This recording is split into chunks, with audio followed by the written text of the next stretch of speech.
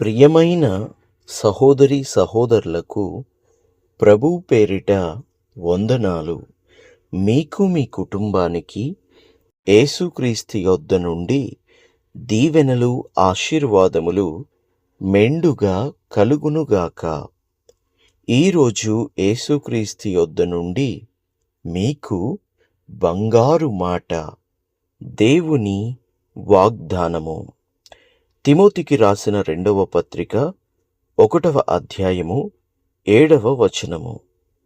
దేవుడు మనకు శక్తియు ప్రేమయు ఇంద్రియ నిగ్రహమును గల ఆత్మనే ఇచ్చెను గాని పిరికితనము గల ఆత్మను ఇయ్యలేదు. దేవునికి మహిమ కలుగునుగాక. మన దేవుడు మనకిచ్చిన ఆత్మ శక్తిగల ఆత్మ, ధైర్యము కలిగిన ఆత్మ, ప్రేమ, శక్తి, ఇంద్రియ నిగ్రహము, ఇవన్నీ ప్రభు మనకిచ్చాడు. కానీ వీటన్నిటిలో మనం ఉన్నామో లేదో ఒకసారి గమనించుకోవాలి. ప్రియ బిడ్డలారా, తిమోతికి అపోస్తులుడైన పౌలు గారు ఈ లేఖను రాస్తూ ఈ విధంగా మాట్లాడుతూ ఉన్నాడు. ఏమని మాట్లాడాడో, ఏమని తెలియచెప్పాడో, ఏమని లేఖలో రాశాడో విశ్వాసంతో ఆత్మీయంగా తెలుసుకుందాము. ఇదే అధ్యాయము 1వ వచనము నుండి.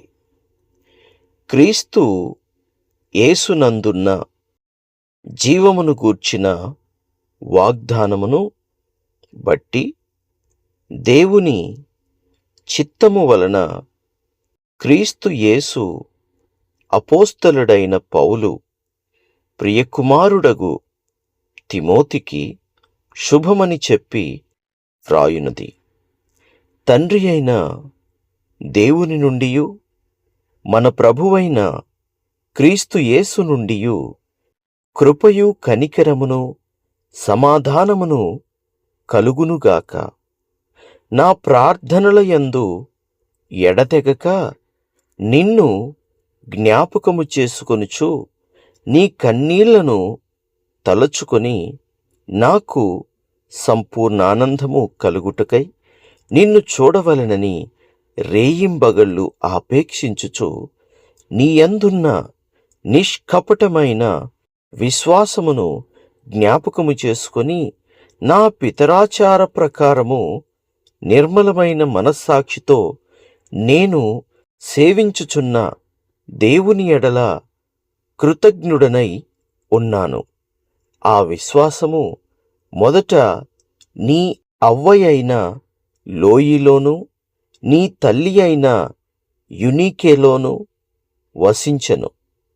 అది నీయందు సహవసించుచున్నదని నేను రూఢిగా నమ్ముచున్నాను. ఆ హేతువు చేత నా హస్తని క్షేపము వలన నీకు కలిగిన దేవుని కృపావరము ప్రజ్వలింపజేయవలెనని నీకు జ్ఞాపకము చేయుచున్నాను. దేవుడు మనకు శక్తియు ప్రేమయు ఇంద్రియ నిగ్రహమును గల ఆత్మనే ఇచ్చెను గాని పిరికితనము గల ఆత్మనియ్యలేదు.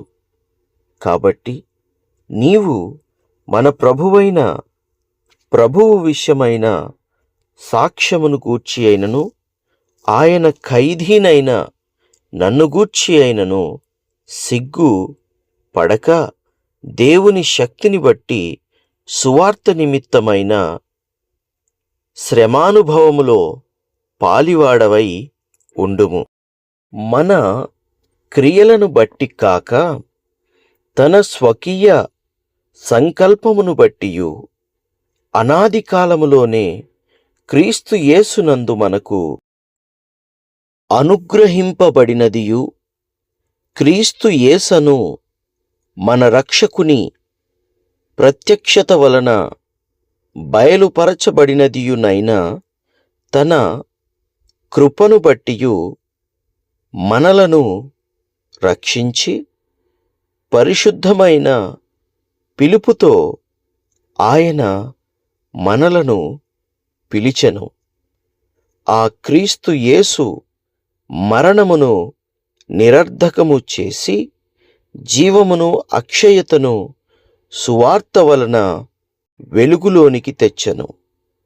ఆ సువార్త విషయములో నేను ప్రకటించువాడనుగాను, అపోస్తలుడుగాను, బోధకుడనుగాను నియమింపబడితిని.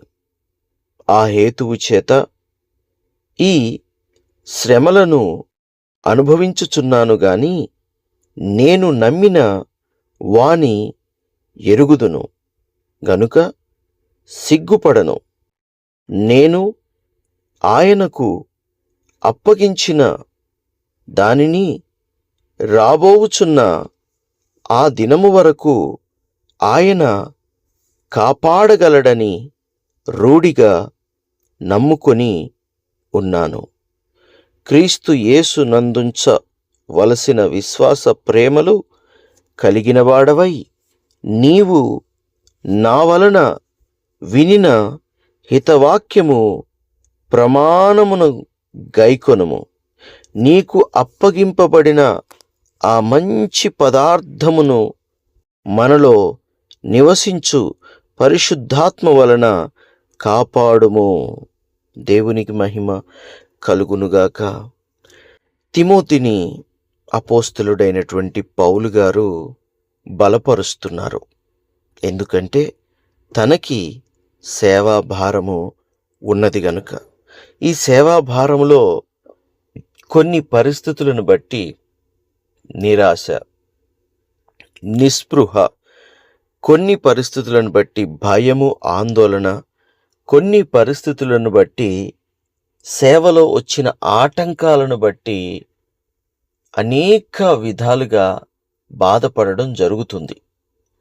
అయితే అనుభవం కలిగినటువంటి దైవజనుడు, అనుభవం కలిగినటువంటి అపోస్తలులలో ఒకడైనటువంటి పౌలు గారు ఏ విధంగా దేవుని విషయమై సిగ్గుపడకుండా, ఏ విధంగా దేవుని ఎడల నమ్మకంగా నడుస్తున్నాడో ఆ విషయాలన్నీ బయలుపరుస్తూ, ఆ విషయాలన్నీ తన ఆత్మీయ కుమారుడైన తిమోతికి వ్యక్తపరుస్తూ, దేవుడు మనకు ఎటువంటి ఆత్మనిచ్చాడో గమనించమని, సిగ్గుపడకుండా దేవుని కోసము శ్రమ పొందుమని, సిగ్గుపడకుండా దేవుని పరిచర్యను జరిగించుమని, ఆయన శ్రమానుభవములో పాలివాడివిగా ఉండాలి అని చెప్పుచున్నాడు.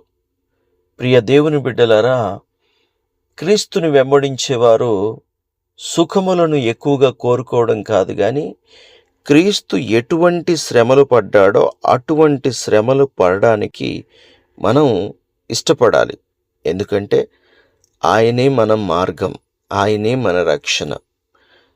దయచేసి ఈ మాట విని మీరు భయపడకండి, ఆందోళన చెందకండి. ఎందుకంటే దేవుడు మనము భరింపగలిగినంతకంటే ఎక్కువ శోధనని మన మీదికి రానివ్వడు. ఆయన సిలువను ఏ విధంగా మోసాడో మనకొచ్చే కష్టాలను, శ్రమలను, బాధలను కూడా ప్రభువు అదే విధంగా మోస్తాడు. కానీ శ్రమలు వస్తే భయపడి బెదిరిపోయి ఈ దేవుడు కాదు ఇంకొక దేవుడు, ఆ దేవుడు కాదు ఇంకొక దేవుడు అనుకుంటూ వ్యర్థులుగా, దుష్టులుగా మీరు మారకూడదు. నేనే మార్గము, నేనే సత్యము, నేనే జీవము అని క్రీస్తు అన్నాడు. అంతేగా, మరొక మార్గం లేదు, మరొక ఆప్షన్ లేదు. ఒకే ఒక్క ఆప్షన్, ఒకే ఒక్క రక్షకుడు, ఆయనే ప్రభు అయిన యేసుక్రీస్తు. కాబట్టి పార్టీలు మార్చినంత ఈజీగా, వస్తువులను మార్చినంత ఈజీగా దేవుణ్ణి మార్చే ప్రయత్నం చేయకండి. జీవాధిపతి అయిన దేవుడు, సర్వశక్తి గలవాడు, ఒకే ఒక్కడు ప్రభువైన యేసుక్రీస్తు. దేవునికే మహిమ కలుగునుగాక. ప్రార్థన. తండ్రి, మీకు వందనాలు, స్తుతులు, స్తోత్రాలు. అవును తండ్రి, మీరు మాకు పిరికితనపు ఆత్మను ఇవ్వలేదు గాని శక్తియు, ప్రేమయు, నిగ్రహము గల, ఇంద్రియ నిగ్రహము గల ఆత్మనే ఇచ్చారు. మీరిచ్చిన ఆత్మను కలిగి నిబ్బరముగా ప్రతి విషయంలో ధైర్యముగా ముందుకు సాగుటకు మాకు శక్తిని దయచేయండి. ఎన్నో నిందలొస్తాయి, అవమానాలొస్తాయి, కష్టాలొస్తాయి, శ్రమలొస్తాయి, బాధలొస్తాయి. ఆయనను వాటన్నిటిని ఎదిరించుకుంటూ ముందుకు సాగిపోవాలే కానీ భయపడిపోయి, త్రప్పిపోయి వెనకకు అడుగేయటానికి వీల్లేదు తండ్రి. నీ కృపలోనే మమ్మల్ని నడిపించి బలపరచుమని యేసుక్రీస్తు శ్రేష్టమైన దివ్యమైన నామంలో ప్రార్థన చేయించుకున్నాము తండ్రి. Amen, amen, amen.